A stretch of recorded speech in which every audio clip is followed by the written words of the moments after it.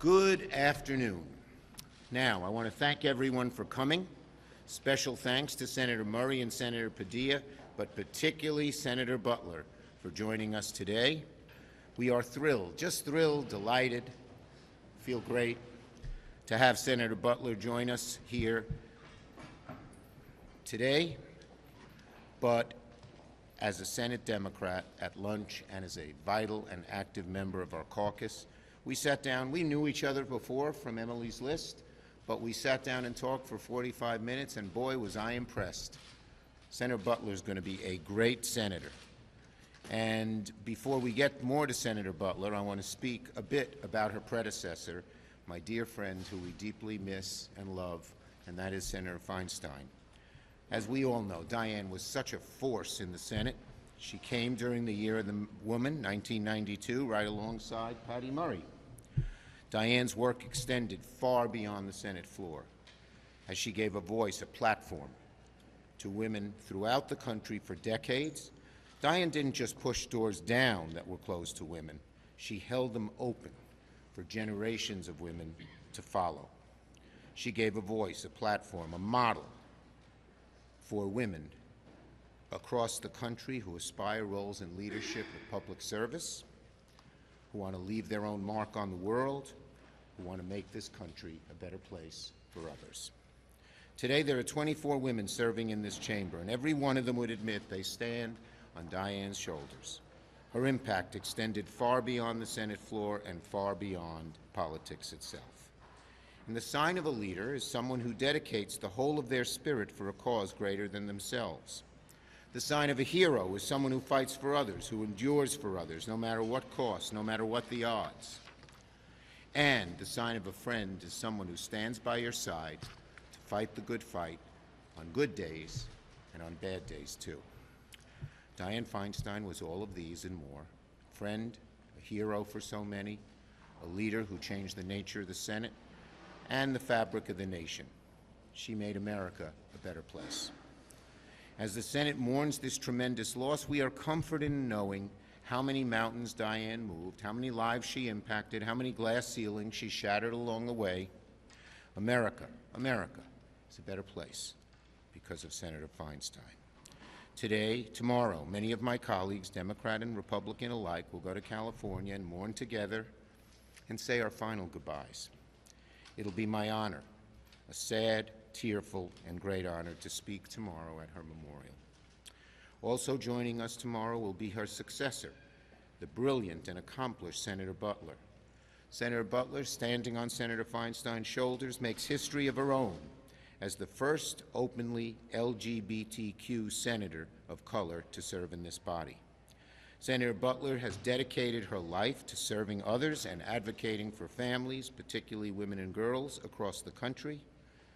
And finally, to our colleague, I know these last few days have felt like a whirlwind. I know it seems like there's a million things to do and so little time to do them. Rest assured, we're here to help you. Senator Murray. Thank you, Mr. Leader. I've been really lucky enough to serve with Diane Feinstein since the start of my time here in the U.S. Senate, after we were both elected in the so-called Year of the Woman, when there were finally, after a long time, 6 of us in the United States Senate. So 24 sounds pretty great to me. We still have work to do. Senator Feinstein was truly one of a kind, and right from the very start, she really stood out to all of us here as someone who came here to be a voice for her constituents and values. And whether it was gun safety or abortion rights, she was tough as nails and ready to face down any of those guys here in the Senate. She was really a role model and set an example for all of us on how to conduct yourself and to stand strong for what you believe in. She showed America that women did belong here in the United States Senate and that our voices were needed. She was a hard worker who would never give up or stop talking to the people that she disagreed with, which is why she often made so much progress that seemed impossible. And she was someone who read every single brief and asked really tough questions to stay on top of some of the most complicated issues in foreign policy, which is exactly why when Diane spoke, we all listened. Look, I'm not going to list all the legislative accomplishments of Senator Feinstein. There are far too many, and you've heard people talk about them. But what I think the American people should know is that Diane did really big things. It is not easy to make a difference in Congress. And of course, no bill is the sole accomplishment of any single member.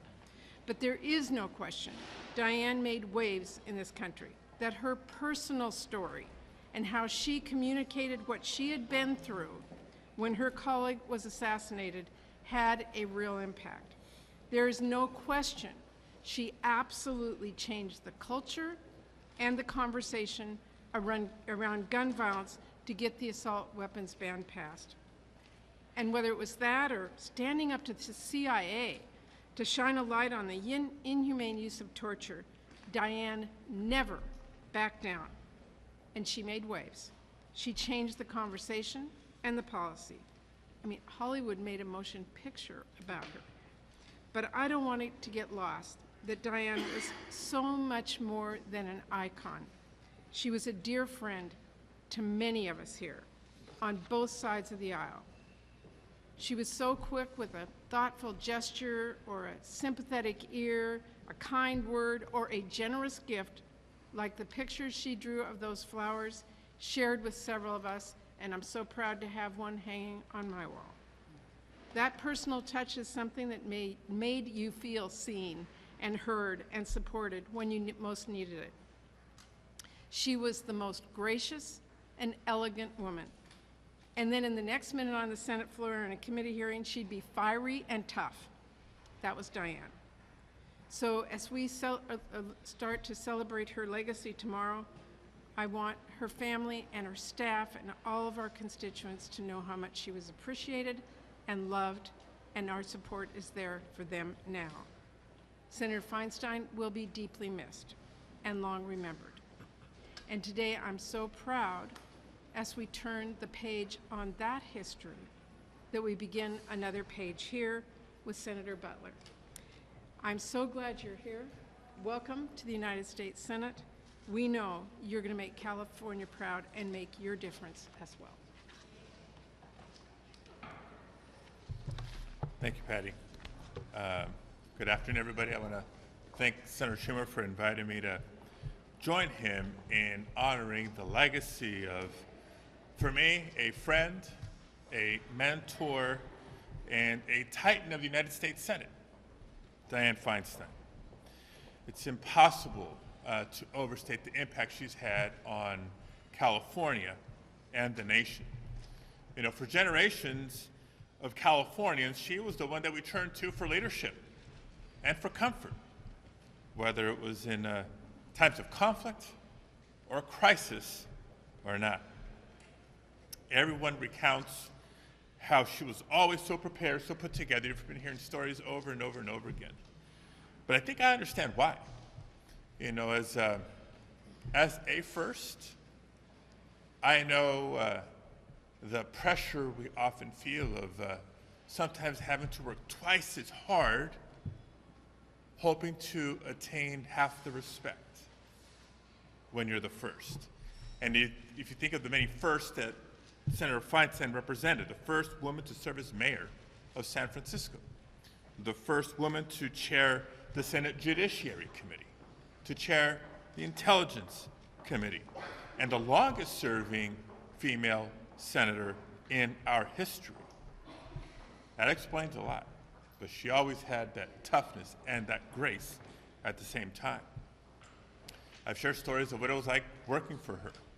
So whether you work for her or not, or heaven forbid you might have squared off with her, you knew all too well that she'd do what it took to win. No issue is too small, no challenge too great. From the landmark assault weapons ban, to taking on her own party even, to disavow torture. from fighting discrimination against LGBTQ Americans and standing up for reproductive rights, to protecting victims of trafficking and combating violence against women. The list is long. It would go on and on and on. But there's one aspect of her legacy that I particularly want to highlight for not just the American people, but particularly young Americans and young Californians. I don't think the full appreciation and recognition is there yet of what she did to help protect the iconic landscapes throughout California, from forests to deserts, utilizing the federal powers of national monument status, national parks status, to protect public lands for future generations. It's been a tremendous gift for me as I reflect on my time with her when I was on staff, calling her boss, calling her senator. I didn't want to be reprimanded. As a young elected official, calling her a mentor and calling upon her advice and counsel regularly. To one day calling her a colleague, and most importantly, a friend. Just a few days ago, Senator Feinstein made one last trip to San Francisco, her home, where people there still think she's the mayor. She'll be the forever mayor of San Francisco.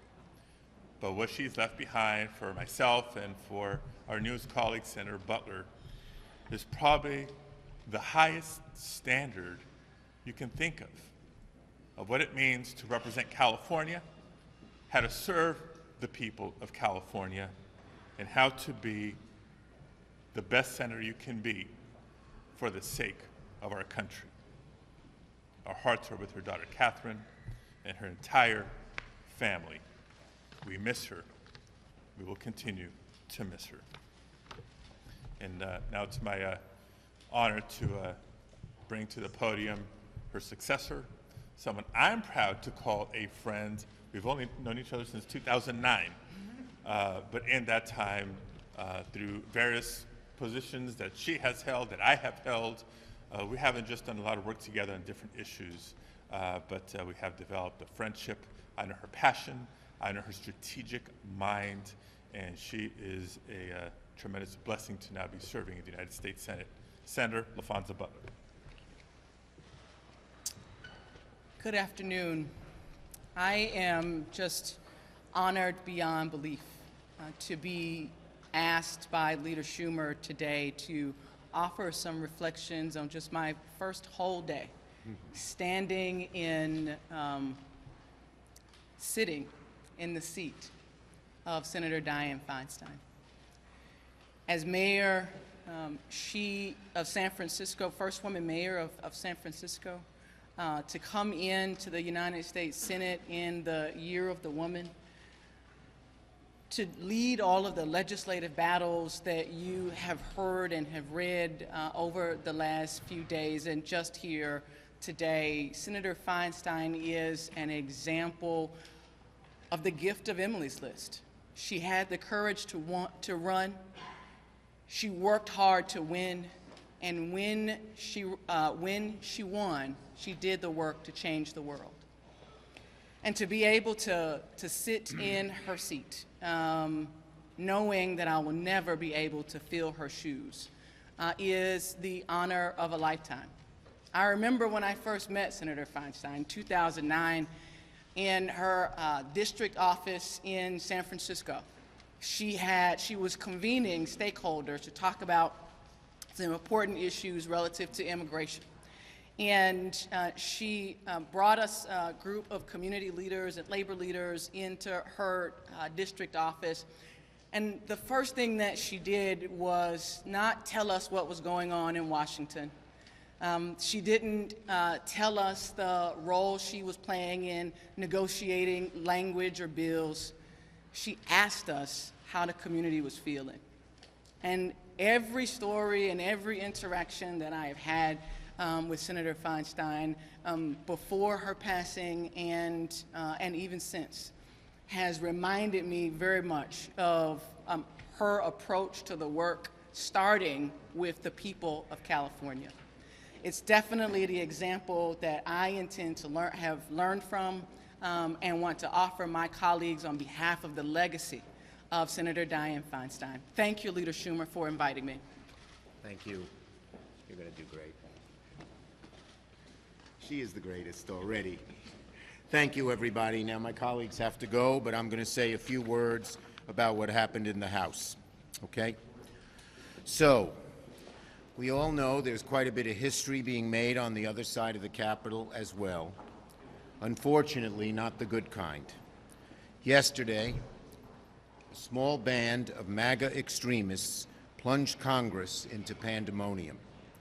For the first time in history, the Speaker has been removed from his position at the hands of radicals that he empowered from day one. What happened yesterday is a failure entirely of the House Republicans' own doing, a disaster years in the making, to the great detriment of Congress and to the detriment of the American people. Speakers Boehner, Ryan, and now McCarthy have all learned the same hard lesson. You cannot allow the hard right to run the House or to run the country, or you'll get chased out by that very same hard MAGA right. You cannot allow a small band of MAGA extremists, which represents just a tiny percentage of the views of the American people, to tell the overwhelming majority of Americans what to do. But, folks, Republicans' issues with MAGA extremism seeps far deeper than any single leader. MAGA extremism is a poison that the House GOP has refused to confront for years. And until the mainstream House Republicans deal with this issue, the chaos will continue. Now, I hope it's obvious. MAGA extremism is not good for the House Republican leadership, it's not good for Congress, and it's disastrous for the country. So let me say this to the next Speaker of the House, whomever that may be. Think carefully about what happened to your predecessors before trying to coddle the hard right. Each of your predecessors got burnt each time. I urge the next Speaker not to make the same mistake, not just for their own future, but for the country's.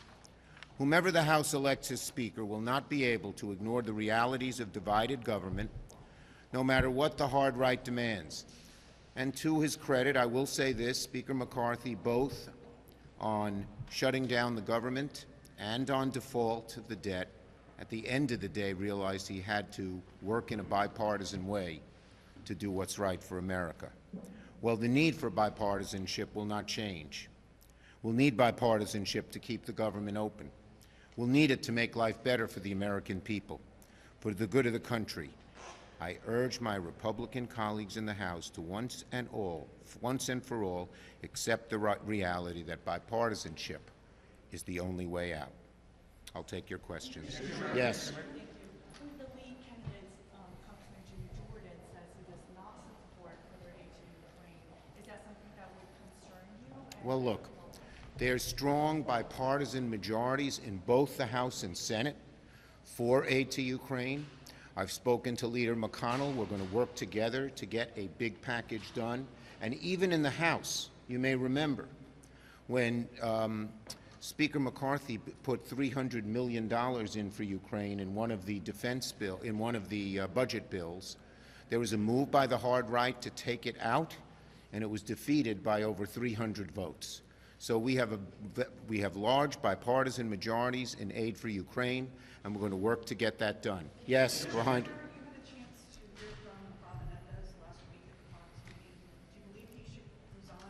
Look, when I read the indictments, I was both disturbed, deeply disturbed, and disappointed. Senators must rise to a certain standard, and Senator Menendez's actions are way below that standard. Yes, yes. In terms of just the amount of time that a speaker race would take and the fact that the Senate is going on recess, are you concerned that a government shutdown could be looming, especially if the House does not have a new speaker in the next couple days? Well, we're working very hard in the Senate to get things done. We have passed 12 bills out of committee, bipartisan appropriations bills, and now we are working to get those bipartisan bills to the floor of the Senate. Our staffs are constantly talking to one another, not just about these first 3 bills, about all of them, and we're going to work very hard to get those bills to the floor. Yes, back there. Yep.